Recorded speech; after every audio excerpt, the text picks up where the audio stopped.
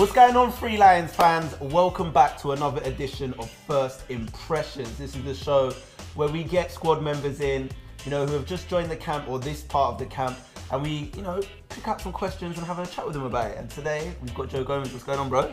You good? See you, bro. Usually we have the bag with the pieces of paper, but we decided to switch it up. We've got these fancy cards now. Just saw that Pick one out, and then we're going to chat about the subject. Go for it. Avoid that one, I don't know. Oh, the first one, straight off the bat. Trent Alexander-Arnold. Talk to us about Trent.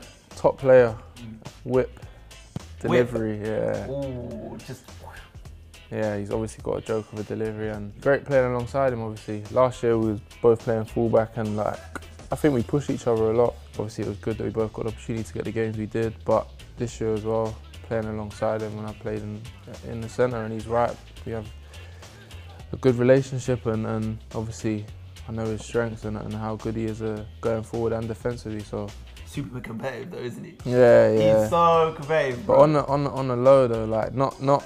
You think he's quiet, but he wants to win all the time. Wants to win. That's a good sign though. The recall. Talk to us about that. Yeah. It's a testament to your hard work, bro. Yeah, I was buzzing. It was tough, missing out and getting injured when I did, because it's a dream to go to a World Cup. So it's difficult, but getting called up again, sort of helped me put it behind me and just move on. Wasn't meant to be, and I'm happy to be here, man. It means a lot to me, and obviously I'm still quite new to the squad, so still get that feeling inside when you see your name. Yeah. Nations League, Euros, World Cup is cool. God's plan. Hopefully, man. Steve Holland. So obviously everyone knows about the gaffer, Gareth Southgate. Incredible man, incredible waistcoat. Steve Holland, his right hand, maybe a bit more behind the scenes, doesn't get as much of the plaudits, but how good is Steve Holland?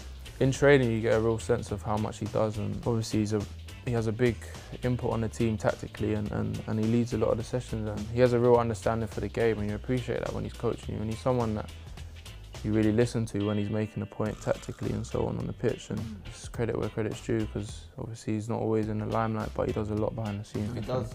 A real football manager, all you football manager keyboard specialists, that's a real tactician right there. Competition for places. How much competition are there for places in there? Because there's even youngsters trying to get involved, stepping up, breathing down the senior teams next. Talk to us.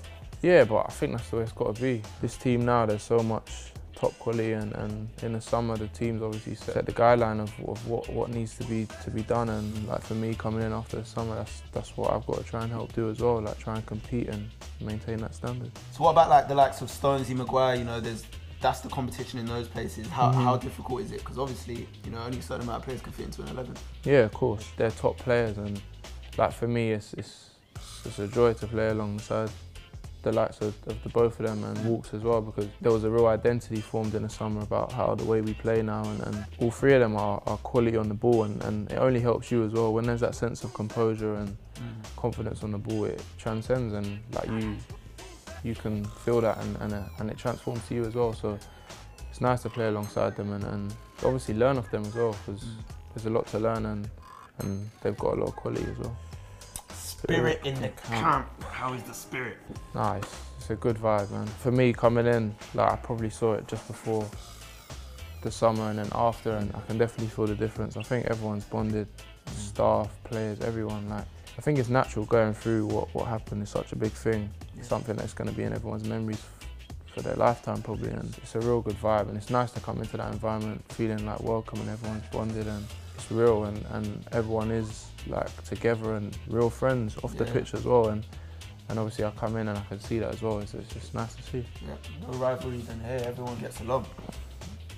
Training. Talk to us about the training. How does it differ from, Liverpool, for example? It's definitely different, just because I don't know, on camps like this, it's so condensed that there's a lot to get through in preparation for the different teams, and obviously the gaffer and Steve do a great job preparing us, and it's different. Obviously every manager has different styles, and when we come here I think it still clicks really well that everyone knows what we're doing and how it works, and obviously leading on from the summer there's obviously a guideline of how we want to play, and that starts in training. And the facilities here are nice as well, aren't they? Yeah, I think it's been the home now for a few years, and it's always nice to come here because you feel at home and everything's set out, everything's nice, and yeah, it's a nice place to be. You see so many people at different levels. Yeah, what's going on? Yeah, exactly. It's like a family. Watching the World Cup, it was special. It was difficult at the same time. Bittersweet. Yeah, it was bittersweet. Obviously, I was buzzing, but it was difficult because obviously watching the boys and doing something so special was obviously hard not to be a part of it. But then, like, as things went on, that was sort of numbed and forgotten about because, like, it's just about supporting, and it was special. Like, what about the moments, like, for instance, the penalty shootout? What was like going through your head as a player that played with England? Obviously, got injured and stuff like that. But what was you thinking watching it? Just nerves. But like for me, I knew how much practice went into it, so I didn't go into that thinking, oh, it's a penalty shootout, like we're gonna lose, because I know how much detail went into preparing and so on before. I was confident. Like when Eric stepped up, I knew like we got this. England fans, talk to us about England fans. Like for me, being on the outside looking in the summer, I think I really got a sense of how much the team and football in England means to the country, and yeah, it was special. I think this coming home was really and like the passion involved within that. The way people were singing it, they believed it. And it's real nice to see, and as players, it makes you that bit hungry to play for your country, and yeah, it gives you a real sense of pride to be trying to represent them and doing that every time you step on the pitch. The Joker, who's the Joker in this England setup? I'd say it's a duo of like Stonesy and Walks. They are funny together. Yeah. To be fair, Jesse as well. Jesse's a joker as well. There's a couple. There's a few. You're saying at the moment you're going to give it to a duo. Yeah, them two, Stonesy and Walks. Yeah, when they're in their element, there's no stopping them. No stopping them. Big up Stonesy and Walks. Next, the gaffer, Gareth Southgate. Talk to us about Gareth. Unbelievable gaffer.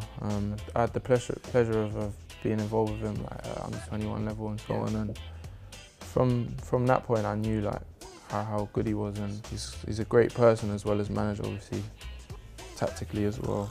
Great manager, but as a person, I think he has a real understanding and warmth about him that helps as a player, and you feel comfortable around him. And that's not always the case with like people find it difficult sometimes to communicate with managers and so on. But he's someone that he's real comfortable to be around. Easy. Yeah. Everyone loves it. That's the thing. Everyone during the World Cup saw that side of him outside of the setup. Everyone inside knows what it's like. But if you weren't in here at St George's Park or you weren't around him, you wouldn't really know. But I feel like the nation saw that during the summer. Exactly. Even when he broke his arm, everyone was like, no! Yeah, like, my arm was broken. But he came back 2 days later. That's what happens with Gareth. Big up the gaffer. Last one. What does it say? Returning to Wembley. The last time you was out there at Wembley, you played against Brazil, got man of the match as well, which is an incredible achievement. I mean, what's it going to feel like personally for you going out there again? It must be a good omen for you playing there. Yeah, I mean, it's a special place. Obviously, as a kid, you dream of playing at Wembley, and it'd be obviously nice to go back there. And I think every time's special. Every time you step on that pitch and playing for England, it gives you a real sense of pride, and hopefully we can get a good result there again and just carry on where we left off, hopefully. Fingers crossed. Joe, absolute pleasure. Thank you, bro. Guys, that's been First Impressions. If you've enjoyed this episode, make sure you drop the video a like, subscribe to the England YouTube channel. There's a little bell there. You might want to hit that so you get videos as soon as they come out straight to your phone. And we'll see you next time.